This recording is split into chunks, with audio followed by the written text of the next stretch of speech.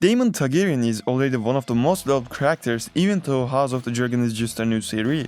And the reason why everyone finds Daemon attractive is his extraordinarily complex aura and definitely the irresistible charisma of actor Matt Smith, who plays Daemon Targaryen.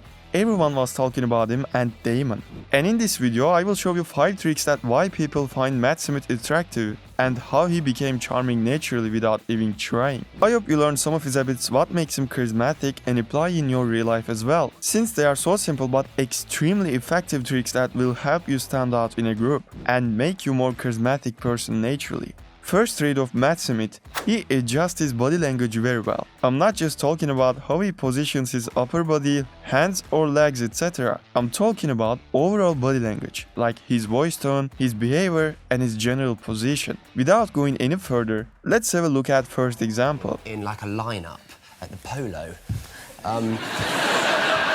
So posh. Yeah. Not common at all. I was doing it. Yeah, just casually at the photo. As you can see, his body is acting in complete harmony with what he is describing. If he's telling something exciting, he brings it to life with a loud voice and quick movements. I saw, like in the film, you sort of see her eyes, I come, and she goes, If it's something mysterious, he lowers his voice and leans forward and even whispers when it's necessary. I know this is a very basic and noticeable trick. However, I must say that it's extremely effective and makes you more attractive easily. Bringing to life what you are talking about is, with your body, one of the most effective ways to convey the excitement to the others during a speech. And everyone feels it. And getting them to feel it will make them share your excitement and like you more. Let's say you are standing pretty dull while you are telling a story. Why would people listen to you so carefully without break? Maybe for the first few seconds, they may listen to you because of your name or your beauty. But in order to keep the attention of the community for a long time, to convey the excitement you have to them and to make them like you back, it's important to adjusting your body language and voice tone.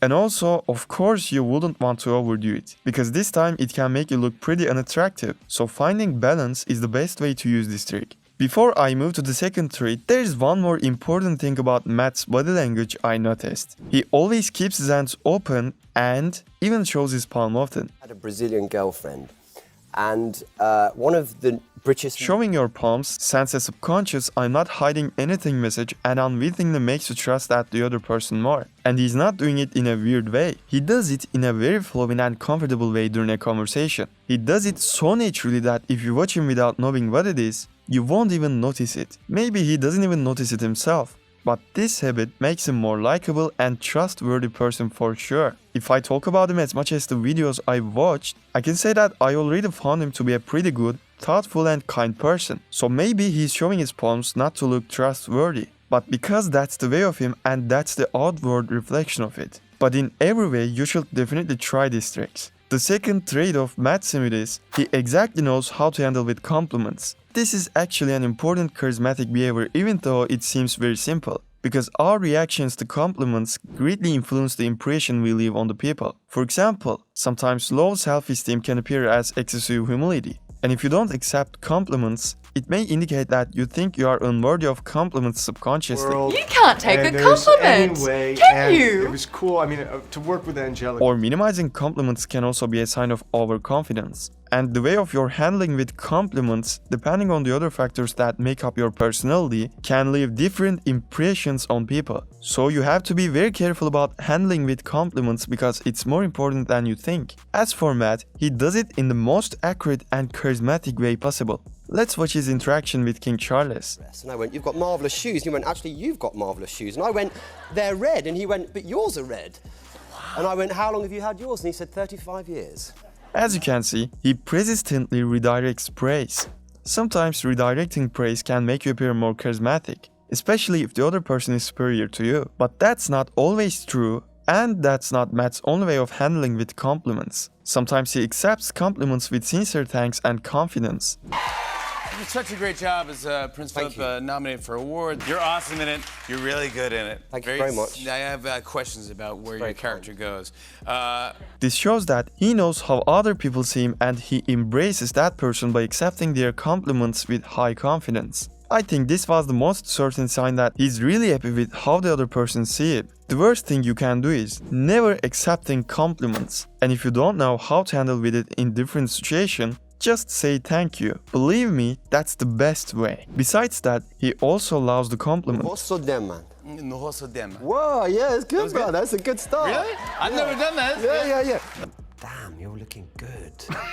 That's the first time anyone has said that to me. You were amazing. She I was was amazing. I mad. mean, well, yeah, you were amazing. Or sort of breastfeed. Whenever he talks about others like his cast friend or even other actors, he's always praising them. About the performances of Kit, Amelia, you know, all of those guys, Richard, all, you know, like Sean, all those great actors who were in it, we wouldn't stand a chance, you know, they... For this video, I watched a lot of his interviews and almost never seen him talk about someone else without praising them. Along with those people, we as viewers also love Matt and want to be around him naturally. Because people love to be around positive people and will be more likely to follow his steps or listen to him. Matt was described by many of his cast friends as being very kind, thoughtful, great and such a precious human being. God, I'm so grateful to Matt. I've learned a lot from him. I've learned how to play in what can be an intense environment. He has an extraordinary aura. I love working with him. When people are around us, we have to be more careful than ever before, and that brings us his third trait. He is an active listener. Active listening is another important skill when it comes to good communication and creating bonds with others even before they realize it. When you listen actively, you make the other person feel more comfortable and tell you more as if you were a friend. This makes you charming even more without they realize it. As for Matt, he always listens active and gives positive reinforcements. Let's watch his interview with Jimmy. Right now, don't worry. But can you set up? Well, eventually you have to get caught up. Yeah. Yeah, but not right now. Don't worry. That's how, the thing that you like blow. Yes. But he's also got a banjo. Yes. As you see, sometimes he's giving verbal indication like yeah, and sometimes he's nodding. It's coming back. I would imagine this was a very exciting. Away, a bath of it every day. Soak. Cleanse. Or tone. sometimes he even asks relevant questions I think my little knife that I have in it, yeah, Did you use that on anyone? something. Without giving a cross with each By other. the way, you pull off the hair very well. And, you think? Oh, look at this. Are you kidding? or restates key points. Yeah. Yeah, she's just, you know. Mum. Your mum, yeah, your mum. Mum's in. Mum's in. Some of you may say that of course he will because he's in an interview, under spotlight, everyone is watching him, etc. But even in this podcast, which lasts for almost half an hour, he is in a fairly normal conversational mood and participates in everything. I don't think he's faking or acting about that because even in his interviews 9 years ago, he still listens actively. It's just how he is and what makes him attractive. Active listening can also make you reclaim the attention you got. Like asking a good relevant question about the story that you got by listening actively can shift every eye from the storyteller to you for a moment and make everyone remember that you are there. In some cases, reclaiming attention can be beneficial for you if you're in a group or in front of a crowd. But if you are in one-on-one situation, in this case, Matt Smith uses different trick which puts him directly in the center of attention and which brings us to his fourth trait, revealing himself slowly. I found Matt more comfortable in one-on-one situations than when he was in front of a crowd. Actually, he's good both in one-on-one and group talks. But in one-on-one, he exactly knows how to get attention and make the situation more fun like a game, which makes him more attractive. Let's have a look at his dialogue with Millie, who plays young Rhaenyra Targaryen. You wish you started earlier. Playing the piano. You play the piano. Well, you know. You dabble. I don't like to talk about it. Even Millie, his cast friend, was surprised when she heard that Matt was playing the piano. Judging by her reaction, she heard it for the first time, and that she liked it. Here's another moment that Matt gave her another information about himself. I'd probably be a fashion designer.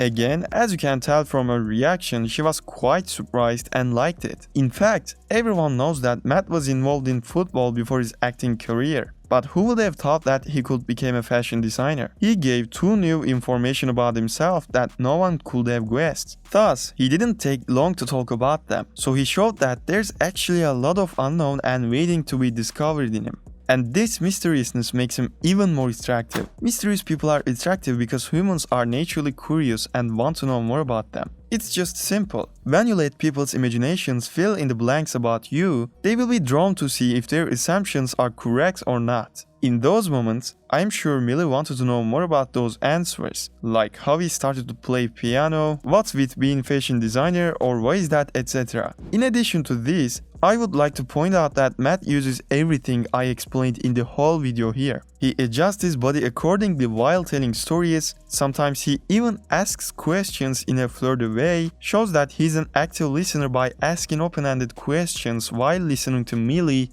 reveals himself slowly, etc. And in general, I can say that they all work. Personally, even I, as a viewer, had a lot of fun watching him, and I laughed a little at his jokes. You know, everybody makes jokes. And this brings us his fifth read, doubling down what's working. In this clip, they are taking an ink blot test, and let's hear what's Matt's answer. I think that's a mobile phone.